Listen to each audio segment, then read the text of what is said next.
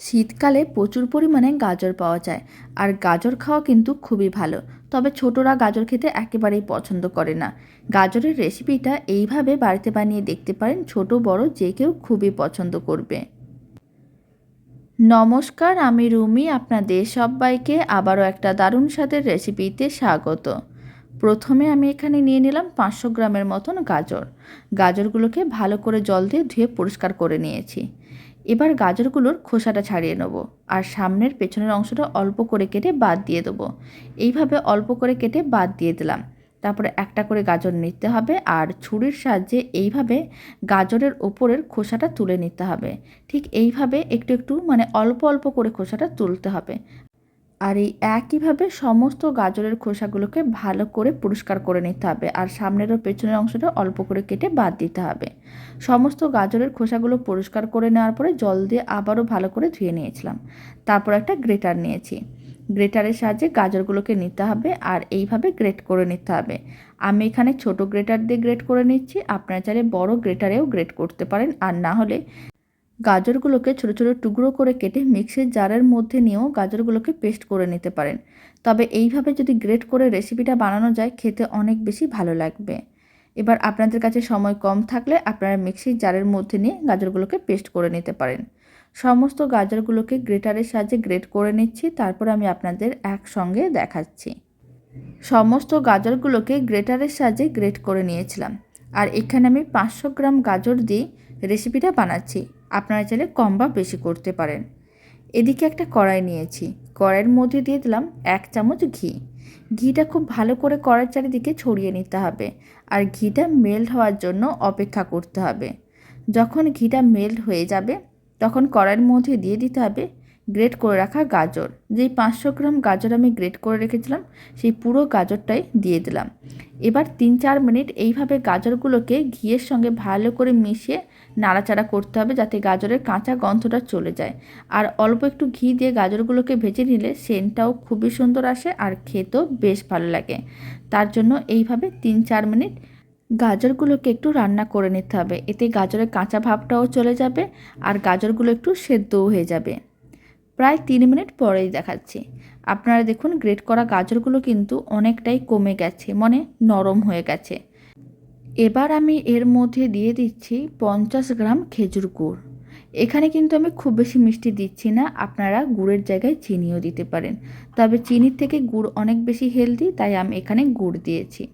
খুব ভালো করে গুড়টা গ্রেট করা গাজরের সঙ্গে মিশিয়ে নিতে হবে আর ফ্লেমটা লোতেই রাখতে হবে।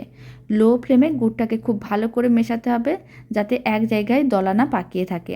তার জন্যই কিন্তু খুব সুন্দরভাবে এইভাবে গুড়টাকে মিশিয়ে নিতে হবে। খুব ভালো করেই মেশানো হয়ে গেছে আর আপনারা দেখুন গাজর থেকে জল বেরোনো শুরু করে দিয়েছে আর গুড়ও খুব ভালো করে মেশানো হয়ে গেছে। এবার মিশ্রণটার মধ্যে দিয়ে দিতে হবে অল্প একটু এলাচ গুঁড়ো। আপনারা চাইলে গোটা 3-4টে এলাচও দিতে পারেন আর যদি এলাচ গুঁড়ো থাকে এইভাবে 1 চিমটের মতন এলাচ গুঁড়ো দিয়ে দিতে পারেন। এতে স্বাদ ও গন্ধ দুটো খুবই ভালো আসবে। এলাচ গুঁড়োটাও খুব ভালো করে একসঙ্গে মিশিয়ে নিতে হবে। আর এলাচ গুঁড়ো খুব ভালো করে মিশিয়ে নেওয়ার পরে এবার ফ্লেমটাকে মিডিয়ামে করে দিতে হবে। মিডিয়াম ফ্লেমে 2-3 মিনিট নাড়াচাড়া করতে হবে যাতে জলটা শুকনো হয়ে যায়। 3-4 মিনিট নাড়াচাড়া করে নিয়েছিলাম। আপনারা দেখুন গাজরের থেকে জলটা কিন্তু শুকনো হয়ে গেছে। এবার আমি এর মধ্যে দিয়ে দিচ্ছি 700 ml মতন দুধ। দুধের পরিমাণটা একটু বেশি করে দিতে হবে, তাহলে গাজরগুলো দুধের মধ্যে ভালো করে সেদ্ধ হবে আর গাজরের হালুয়াটা খেতেও ভালো লাগবে। খুব ভালো করে আবার গ্রেট করা গাজর গাজরের যে হালুয়াটা সেটা দুধের সঙ্গে ভালো করে মিশিয়ে নিতে হবে। খুব ভালো করে মেশানো হয়ে গেছে, ফ্লেমটা মিডিয়াম টু হাইতে করে দিচ্ছি।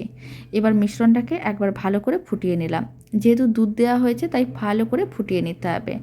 খুব ভালো করে ফুটিয়ে নেওয়ার পরে এখন এইভাবে 7-8 মিনিটের মতন রান্না করতে হবে যাতে গাজরগুলো ভালো করে সেদ্ধও হয় আর তার সঙ্গে দুধটা ঘন হয়ে যায়। আর এই সময় আমি এর মধ্যে দিয়ে দিচ্ছি 100 গ্রামের মতন গুঁড়ো দুধ। গুঁড়ো দুধ দেওয়ার কারণে যে কোনো জিনিস কিন্তু খেতে অনেক বেশি ভালো লাগে। লো ফ্লেমে গুঁড়ো দুধটা খুব ভালো করে মেশাতে হবে যাতে দলা না পাকিয়ে যায়। তবে গুঁড়ো দুধটা একেবারেই অপশনাল, আপনারা চাইলে দিতেও পারেন, নাও দিতে পারেন। গুঁড়ো দুধটা খুব ভালো করে মেশানো হয়ে গেছে। এবার আমি এই গাজরের হালুয়ার মধ্যে দিয়ে দিচ্ছি কিছু ড্রাই ফ্রুটস। আপনারা আপনাদের পছন্দ মতন যে কোনো ড্রাই ফ্রুটস দিতে পারেন। প্রথমে আমি দিয়ে দিলাম 1 মুঠোর মতন কাজু বাদাম, তারপরে আমি দিয়ে দিচ্ছি এর মধ্যে বেশ কিছুটা পরিমাণ কিশমিশ। এখানে 1 মুঠোর মতনই আমি কিশমিশ দিয়ে দিলাম। এবার সমস্ত কিছু আবারও খুব ভালো করে মিশিয়ে নিতে হবে। আর সমস্ত কিছু ভালো করে মিশিয়ে নেওয়ার পরে 7 থেকে 10 মিনিট এইভাবে রান্না করতে হবে, যাতে দুধটা ঘন হয়ে যায় আর গাজরগুলো ভালো করে সেদ্ধ হয়ে মিশ্রণটা ঘন হয়ে যায়। তাহলেই কিন্তু গাজরের হালুয়াটা রেডি হয়ে যাবে। আর খুব বেশি উপকরণের প্রয়োজন পড়ে না, খেতে ভীষণ ভালো হয়। ছোট থেকে বড় যে কেউ খুবই পছন্দ করবে। আর ছোটরা তো গাজর খেতে একেবারেই পছন্দ করে না, তাই এইভাবে হেলদিভাবে যদি গাজরের হালুয়াটা বানিয়ে দেওয়া হয় তাহলে ছোট বাচ্চারাও অনেক বেশি আনন্দ পাবে। আর মিশ্রণটাকে মাঝে মাঝে একটু নাড়াচাড়া করে রাখতে হবে, যাতে কড়াইয়ের নিচে লেগে না যায়। এখন আমি আপনাদের 5 মিনিট পরে দেখাচ্ছি। আপনারা দেখুন মিশ্রণটা আগের থেকে অনেকটাই ঘন হয়ে গেছে। এইভাবে আরও 4-5 মিনিটের মতন রান্না করে নিতে হবে, যাতে মিশ্রণটা আরও কিছুটা ঘন হয়ে যায় আর শুকনো শুকনো হয়ে যায়। তার মানে বুঝে নিতে হবে গাজরের হালুয়া রেডি হয়ে গেছে। আর যখন মিশ্রণটা ঘন হয়ে আসবে, এর মধ্যে দিয়ে দিতে হবে 1 চামচের মতন ঘি। আর ঘিটা এইভাবে শেষের দিকেই দিতে হবে, তাহলে গাজরের হালুয়ার মধ্যে ঘিয়ের একটা ফ্লেভার থাকবে আর গাজরের হালুয়া খেতে অনেক বেশি ভালো লাগবে। খুব ভালো করে ঘিটা মিশিয়ে নিলাম। তবে আপনারা চাইলে এই সময় ঘি দিতেও পারেন, নাও দিতে পারেন। এটা কিন্তু একেবারেই অপশনাল। সমস্ত কিছুই খুব ভালো করে মিশিয়ে আরও 2-3 মিনিটের মতন নাড়াচাড়া করে গাজরের হালুয়াটাকে আরেকটু শুকনো করে নিচ্ছি। তবে আপনারা চাইলে এই সময়েও নামিয়ে নিতে পারেন। আর যদি একটু শুকনো করে গাজরের হালুয়াটা খেতে ভালো লাগে, তাহলে এইভাবে আরও 2-3 মিনিট মিডিয়াম টু হাই ফ্লেমে নাড়াচাড়া করে নিতে পারেন। তাহলে গাজরের হালুয়াটা বেশ শুকনো শুকনো হয়ে যাবে, দেখতেও ভালো লাগবে আর খেতেও ভালো লাগবে। গাজরের হালুয়া একেবারেই রেডি। আপনারা দেখুন কড়াই থেকে আলাদা হয়ে গেছে আর বেশ শুকনো শুকনো হয়ে গেছে। ফ্লেমটা অফ করে একটা সার্ভিং বোলে সার্ভ করে নিচ্ছি। দারুণ স্বাদের গাজরের হালুয়াটা শেষ পর্যন্ত দেখার জন্য অসংখ্য ধন্যবাদ। ভালো লেগে থাকলে আপনারা যদি ফেসবুক থেকে রেসিপিটা দেখছেন, পেজটিকে ফলো করে নেওয়ার অনুরোধ রইল। ইউটিউব থেকে দেখলে চ্যানেলটি সাবস্ক্রাইব করে নেওয়ার অনুরোধ রইল। তো চলুন ভিডিওটা আমি এখানে শেষ করছি। আপনারা সবাই ভালো থাকবেন, সুস্থ থাকবেন। আপনাদের সঙ্গে আবার নতুন রেসিপি নিয়ে দেখা হচ্ছে।